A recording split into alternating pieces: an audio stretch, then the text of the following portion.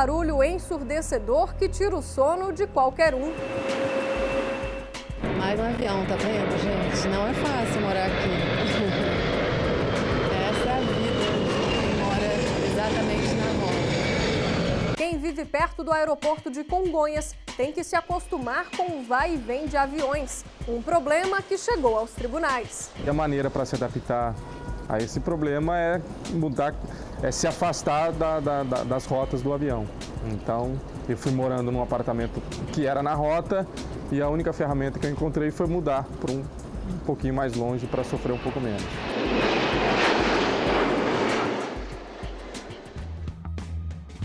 A chance de ser sorteado na loteria é de 1 em 50 milhões.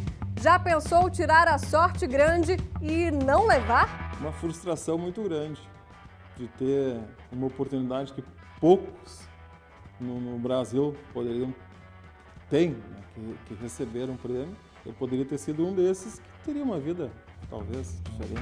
A frustração dele e de outros apostadores do Rio Grande do Sul foi parar na justiça. O bolão que eles fizeram não foi registrado.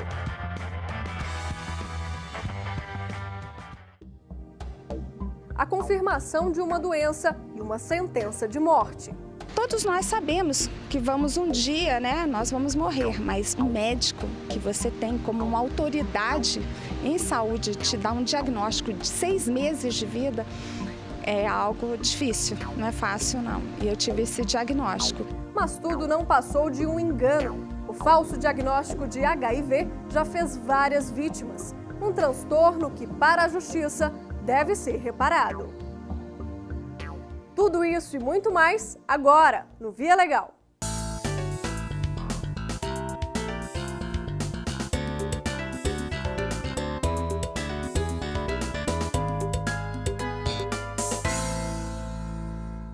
Dificuldade para falar ao telefone, acordar com o barulho das turbinas, não conseguir ouvir a principal parte do filme.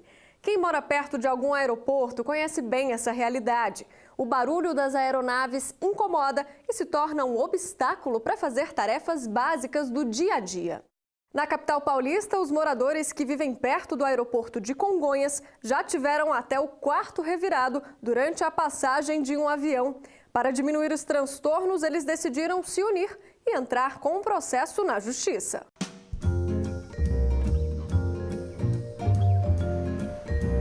Estamos em Moema, bairro nobre da zona sul de São Paulo, que fica ao lado do Parque Ibirapuera. Aqui as ruas são tranquilas, arborizadas e tem nomes que homenageiam tribos indígenas e pássaros. Porém,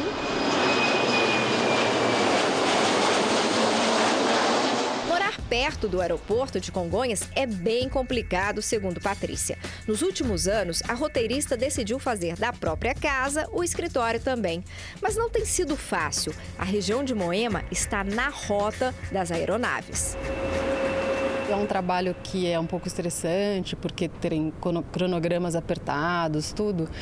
Então o ruído acaba interferindo, você fica mais sensível, então você acaba ouvindo mais o ruído do que realmente talvez ele esteja acontecendo. Agora, por exemplo, você está conversando com alguém, olha como interfere, né?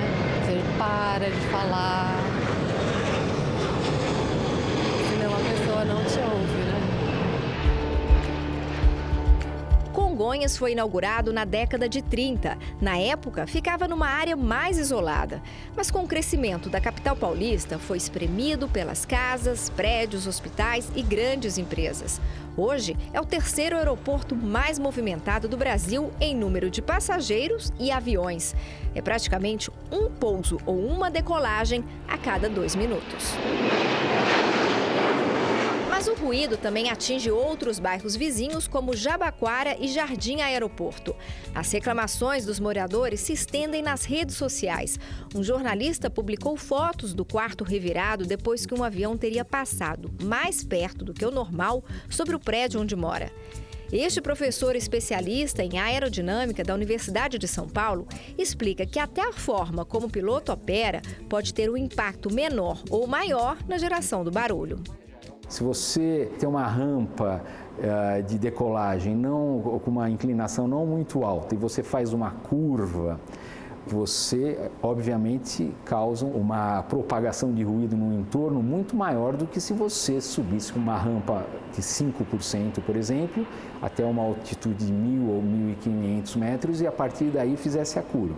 Nos países desenvolvidos, existe um compromisso entre apresentar soluções longo prazo, isso envolve os fabricantes de aeronave, e do curto e o médio prazo você agir com as autoridades locais para definir os procedimentos de aproximação durante decolagem e pouso, de forma a você mitigar aí o ruído no entorno do aeroporto. Conviver com esse barulho no dia a dia realmente não é fácil. Por causa dos transtornos causados pelos ruídos dos aviões, milhares de pessoas que moram aqui no entorno do aeroporto de Congonhas decidiram buscar na justiça uma solução. Uma ação civil pública movida por 3 entidades, entre elas a Associação de Moradores do bairro Moema, já foi julgada pela primeira instância da Justiça Federal. Com a decisão, foram proibidos voos entre as 11 da noite e 6 da manhã e checagem de motores durante a madrugada. Antigamente era surreal, né? Porque ali não tinha horário definido e então era uma coisa totalmente desregrada. Aí tinha horário à noite, de madrugada, de voo. Hoje em dia já está mais regulamentado, então deu uma equacionada. Mas a Agência Nacional de Aviação Civil, a Infraero e as companhias aéreas entraram com recurso, alegando que a Associação de Moradores não tem legitimidade para propor as mudanças. Ao analisar o processo, este desembargador do Tribunal Regional Federal da Terceira Região entendeu de outra forma. Eu considerei corretas as alegações das entidades, né? Dizendo que elas preenchiam os requisitos necessários para poder propor essa ação civil pública e que realmente o Ministério Público não poderia continuar na ação como titular da ação e ficar somente na posição em que ele estava, ou seja, acompanhar o andamento da ação. A sentença determina ainda que a ação civil pública tenha continuidade. As empresas aéreas e a própria Infraero e a ANAC, segundo consta, entraram com recursos contra a minha decisão. Agora vou ser obrigado a apreciar esses recursos, ou seja, nós estamos diante de uma situação bem provisória ainda. No recurso, os desembargadores podem decidir ainda sobre a instalação de redutores de ruídos nas aeronaves, um dos pedidos da ação.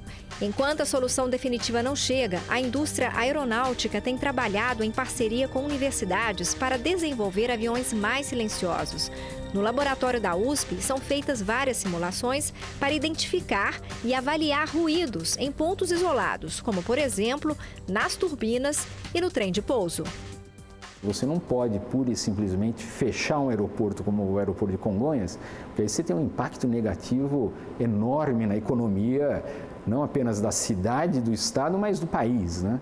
Então, você tem que, através de medidas conciliatórias, procurar mitigar o ruído, fazer com que se invista, por exemplo, em novas tecnologias que fazem com que você seja capaz de projetar aeronaves mais silenciosas, né?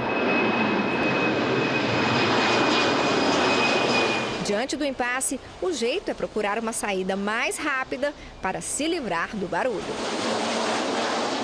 Janela acústica, eu já fui em lugares que tem, é maravilhoso, funciona, realmente você tem um isolamento, só que aí você gera um outro problema. No verão, você vai ficar toda com as janelas fechadas, a gente vive num país que é muito quente, aí você tem que colocar o ar-condicionado tem um custo de eletricidade, de consumo, fora isso tem um impacto ambiental também. E a maneira para se adaptar a esse problema é mudar, é se afastar das rotas do avião. Então, eu fui morando num apartamento que era na rota e a única ferramenta que eu encontrei foi mudar para um pouquinho mais longe para sofrer um pouco menos. Mais um avião, tá vendo, gente? Não é fácil morar aqui. Essa é a vida, quem mora exatamente na rota.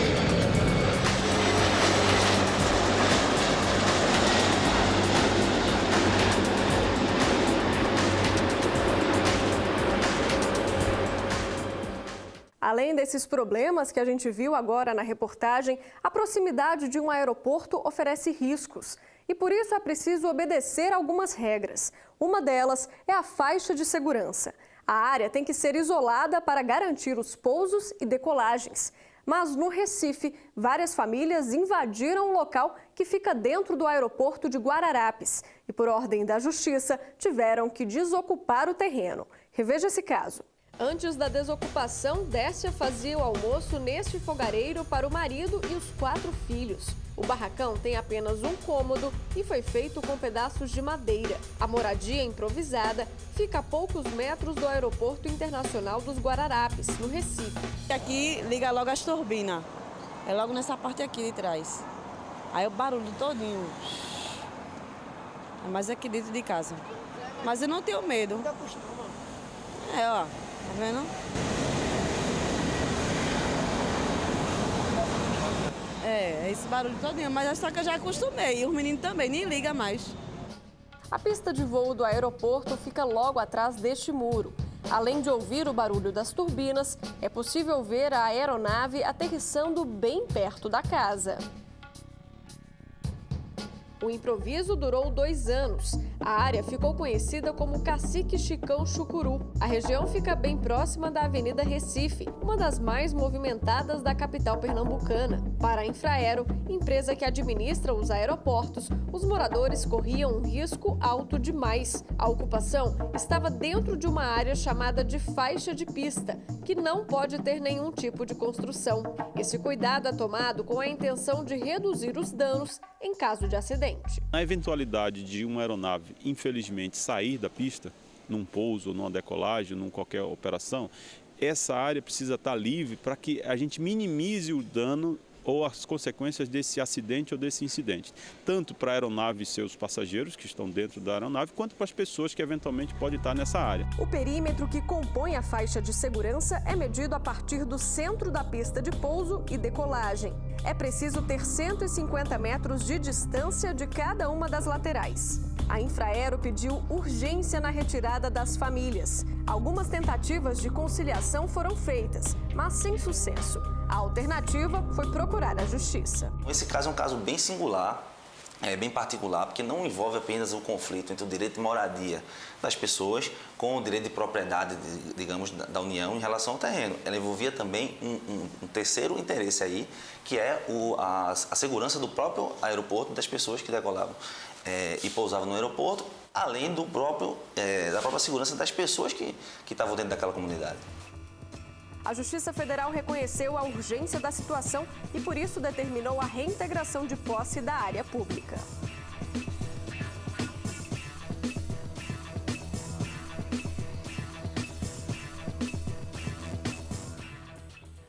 De acordo com a Infraero, empresa que administra os aeroportos, todas as famílias já deixaram o local. Ainda falando sobre o sistema aéreo, é preciso muito estudo e treino para se tornar um piloto de primeira. Não é à toa que a Agência Nacional de Aviação Civil faz uma série de exigências para conceder ou revalidar a carteira dos pilotos. E cada aeronave exige um tipo de habilitação específica.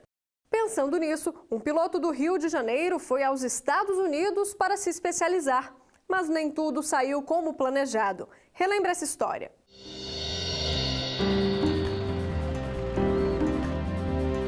Renilton é piloto há quase 15 anos. Na bagagem, mais de 3.000 horas de voo.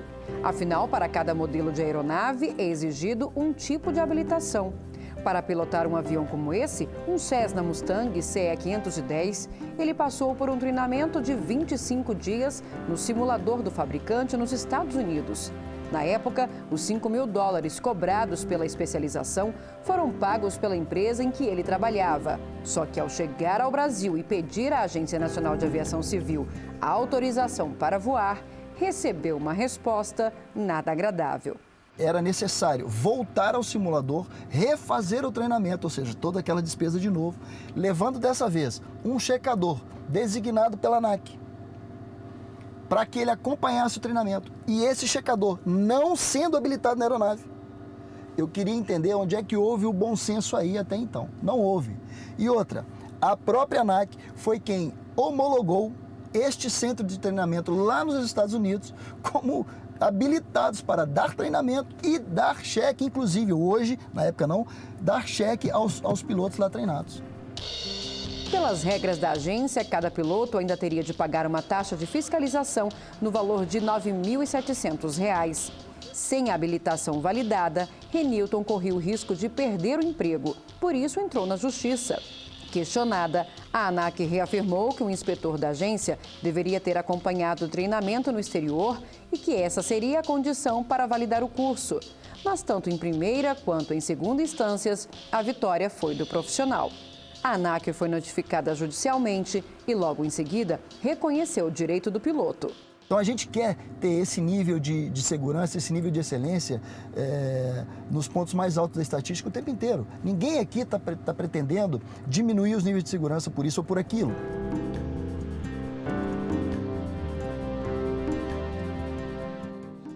A confirmação de uma doença grave assusta e traz uma série de dúvidas e consequências. Agora, imagine receber um exame com um resultado errado. O falso diagnóstico de HIV, por exemplo, já fez várias vítimas na década de 90. Em Minas Gerais, um paciente denunciou o laboratório pelo erro e por ter passado um bom tempo convivendo com uma doença que, na verdade, nunca teve. Alice tinha apenas 20 anos quando recebeu o diagnóstico. Eu fiz um exame sanguíneo e deu que era reagente. Eu não entendi aquilo. Aí eu procurei uma orientação médica e o médico me deu o diagnóstico que eu era aidética. Um segundo exame confirmou a doença. Ela conta que na época, início dos anos 90, ter o vírus HIV era o mesmo que receber uma sentença de morte.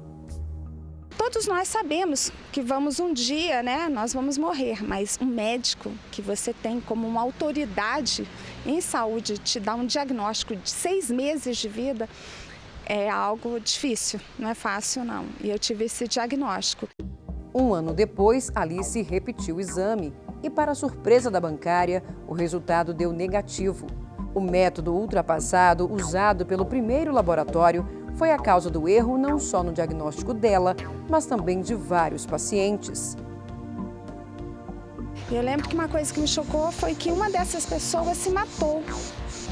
E realmente eu entendo, porque é uma coisa bem possível, isso pode acontecer. Você ter um diagnóstico desse muda a sua vida, mas de um jeito. E eu ganhei uma nova quando eu recebi o diagnóstico do negativo. Outro caso parecido deixou um morador de Minas Gerais em pânico.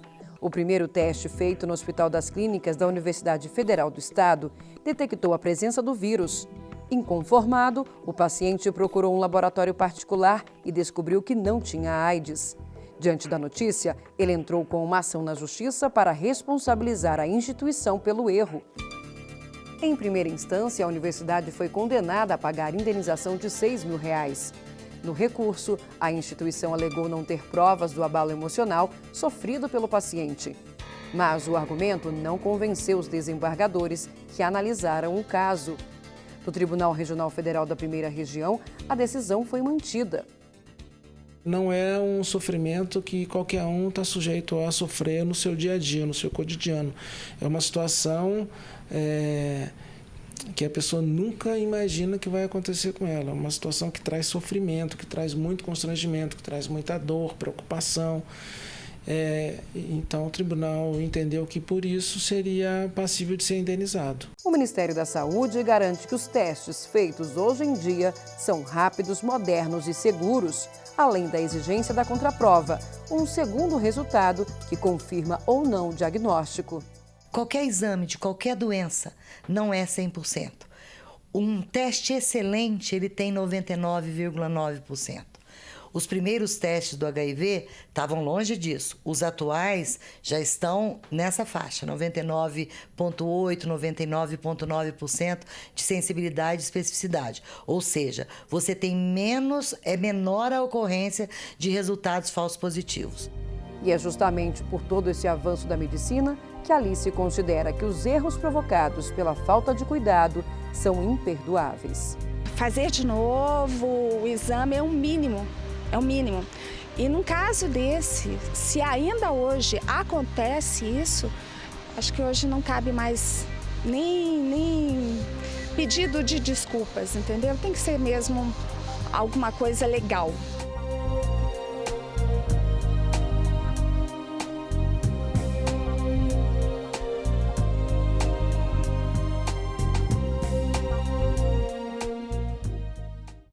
Mudando de assunto, você costuma apostar na sorte? Bom, a chance de ganhar na loteria e se tornar um milionário do dia para a noite é de 1 em 50 milhões. Dá para dizer que quem leva a bolada tem a sorte como companheira. Mas no Rio Grande do Sul, um grupo de apostadores ganhou o bolão e não pôde levar. Entenda o que aconteceu na matéria de Marcelo Magalhães.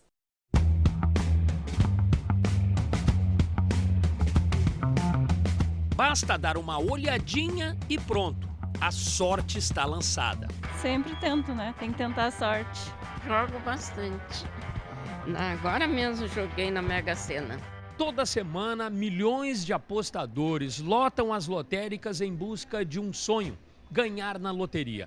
Agora, imagine você acertar as dezenas sorteadas e não conseguir receber o prêmio. Pois acredite, essa história aconteceu. E foi aqui no Rio Grande do Sul. Jadir é taxista, Roberto trabalha como corretor de imóveis e Donato é engenheiro. Todos moram em Novo Hamburgo, a 40 quilômetros de Porto Alegre. Além da cidade, eles têm algo a mais em comum. Há 6 anos, os 3 participaram de um bolão da Mega Sena. Todo dia 30, quando eu ia fechar as contas da empresa, eu passava no loteiro para pagar as contas, automaticamente eles ofereciam um bolão da Mega Sena. Que é esse bolão que eu comprei, né? Um por mês eu comprava. Eu estava indo para Gramado e fui sacar dinheiro, paguei conta de telefone, conta de água e a menina que estava no caixa me ofereceu o bolão. Os números eram o que eu gostava e eu comprei. E eu me lembrei daquela lotérica.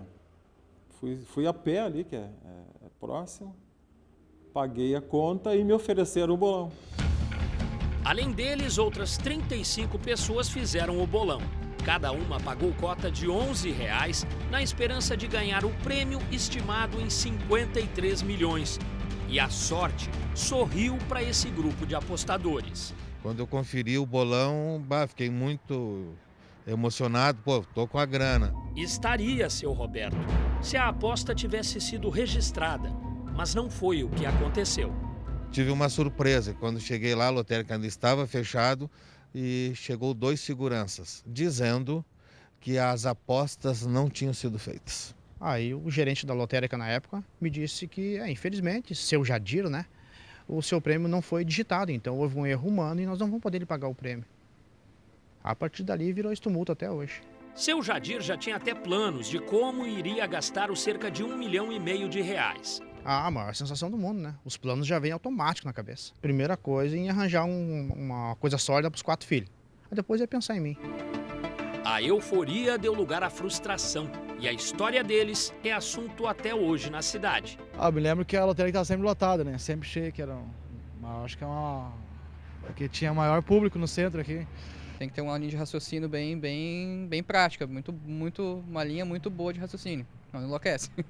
O valor ali não era pouco, na verdade, né?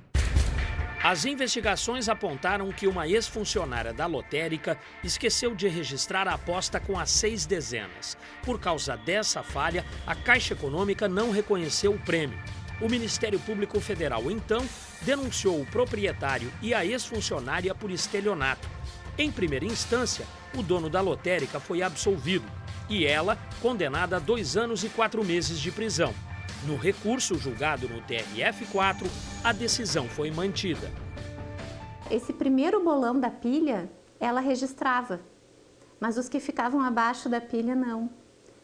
Então, numa suposta conferência que o gerente pudesse fazer, talvez fizesse do primeiro, quem sabe, mas não fizesse porque ela registrava, ela escrevia que eles estavam registrados, mas de fato eles não eram registrados. A história toda, quando vista bem de perto, ela fecha. É possível entender realmente que, claro, esse permissionário, proprietário da lotérica, ele deveria ter expedientes de controle maiores, mas o fato é que não tinha e que, por isso, ele não pode ser responsabilizado criminalmente. Procurados, tanto o dono da lotérica quanto a ex-funcionária não quiseram falar. Apesar de absolvido, o proprietário responde a outro processo na área civil que tramita no Superior Tribunal de Justiça. Nele, os apostadores pedem o pagamento do prêmio. Que a lotérica, como um agente credenciado da Caixa Econômica Federal, ela deve ser responsabilizada pelo pagamento desse prêmio. Já é público que a lotérica não fez o jogo. Vendeu uma coisa que não tinha sido efetivada. Após esse episódio, os bolões passaram a ser regulamentados pela Caixa. Desde 2012, para garantir mais segurança, cada apostador recebe um comprovante de participação. Quanto ao tão sonhado prêmio, ainda é uma realidade distante para os apostadores. Uma frustração muito grande de ter uma oportunidade que poucos no Brasil poderiam ter, né, que receberam um prêmio. Eu poderia ter sido um desses que teria uma vida, talvez, diferente. Nós estamos reivindicando só o nosso valor, ele corrigido, nada mais que isso. Não estamos pedindo danos morais, qualquer outra coisa que for. Só o que a gente apostou e ganhamos dentro de uma lotérica.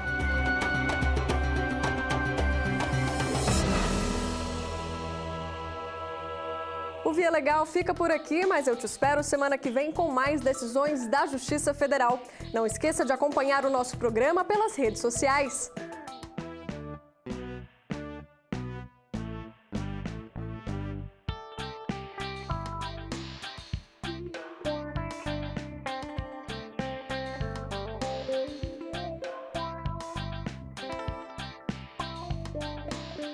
Até mais, tchau!